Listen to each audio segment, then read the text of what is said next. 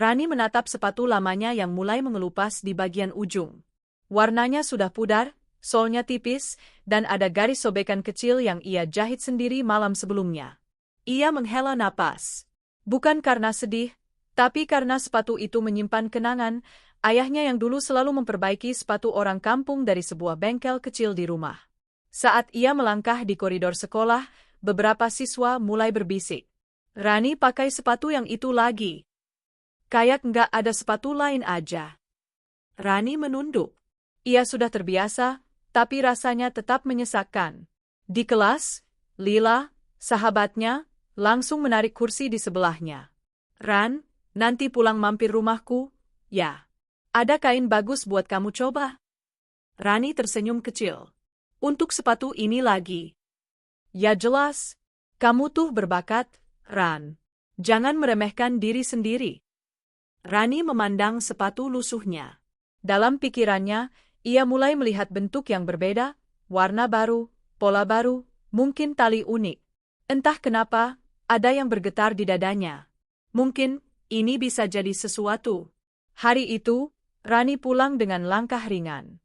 Ada mimpi kecil yang mulai muncul, meski ia sendiri belum tahu seberapa jauh mimpi itu akan membawanya. Di meja kayu kecil di rumahnya, Rani meletakkan sepatu lamanya. Lampu kamar yang redup membuat bayangan sepatu itu tampak seperti proyek besar yang menunggu disentuh. Ia membuka kotak bekas pensil dan mengambil spidol warna yang hampir habis tintanya.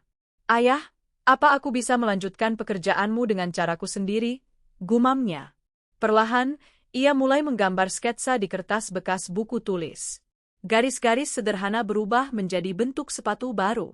Ia tidak tahu apakah hasilnya bagus, tapi hatinya hangat setiap kali melihat sketsa itu semakin hidup. Setelah 2 jam bekerja tanpa henti, Rani mulai menempelkan potongan kain dari Lila ke bagian atas sepatu lamanya. Warnanya cerah, motifnya unik. Dia menambahkan tali yang ia buat dari pita bekas. Hasilnya tidak sempurna, jauh dari profesional. Tapi ada karakter. Ada cerita. Keesokan harinya, ketika ia memakai sepatu itu ke sekolah, Lila langsung memeluknya. Ran, ini keren banget. Rani tertawa malu. Ah, ini cuma coba-coba. Namun seseorang dari belakang tiba-tiba memotret. Nico, anak fotografi yang jarang bicara. Sepatunya unik. Boleh aku foto? Buat dokumentasi tugas, katanya singkat. Rani mengangguk ragu. Tapi saat melihat hasil fotonya, ia tertegun. Sepatu itu terlihat seperti karya sungguhan. Untuk pertama kalinya, ia merasa mungkin, hanya mungkin, ia punya sesuatu yang bisa disebut bakat. Sore itu, setelah jam pelajaran selesai, Nico mengejar Rani dan Lila. Kalian tahu nggak, bulan depan ada kompetisi inovasi kreatif. Tema tahun ini, produk ramah lingkungan. Sepatu bekas yang kamu desain cocok banget. Rani terperangah. Hah? Kompetisi? Enggak deh, aku belum siap. Tapi karya kamu punya konsep, jawab Nico. Dan aku bisa bantu dokumentasi. Lila bisa bantu presentasi. Lila langsung mengangguk semangat. Takkan Ran, kita bikin tim? Tim APA? Tim nekat? Rani menertawakan dirinya sendiri. Tapi jauh di lubuk hatinya, ia ingin mencoba. Malam itu, Rani membuka kembali foto sepatu buatannya. Ay melihat sidiap jahitan tidak sempurna, sidiap warna yang tak seimbang. Tapi ia juga melihat perubahan kecil yang ia buat dengan tangannya sendiri. Perasaan itu, perasaan menciptakan sesuatu dari nol, membuat dadanya hangat. Keesokan harinya, ia berdiri di depan Nico dan Lila. Baiklah, kita ikut kompetisi itu. Tapi jangan tertawa kalau hasilnya jelek, ya. Nico tersenyum kecil, pertama kalinya Rani melihat ia tersenyum. Kita bukan mau sempurna, kita mau berkembang. Dan begitu saja, tim kecil itu terbentuk. Persiapan dimulai. Sidiap pulang sekolah, mereka berkumpul di ruang UKS yang tidak terpakai. Rani membawa sepatu bekas dari rumah tetangga, Lila membawa kain sisa, dan Nico membawa kamera serta laptop untuk dokumentasi. Namun semakin dekat hari kompetisi, semakin besar rasa takut yang merambat di dada Rani. Suatu sore, ia duduk memandangi sepatu yang sedang dikerjakannya. Kenapa hasilnya nggak sebagus yang aku bayangin? Lila mendekat. Karena kamu terlalu keras sama diri sendiri. Rani menggeleng. Aku cuma takut mengecewakan kalian. Takut ditertawakan. Nico yang sejak tadi memotret akhirnya bicara, suaranya pelan tapi tegas. Rani, sepatu pertama yang kamu buat itu bagus bukan karena sempurna.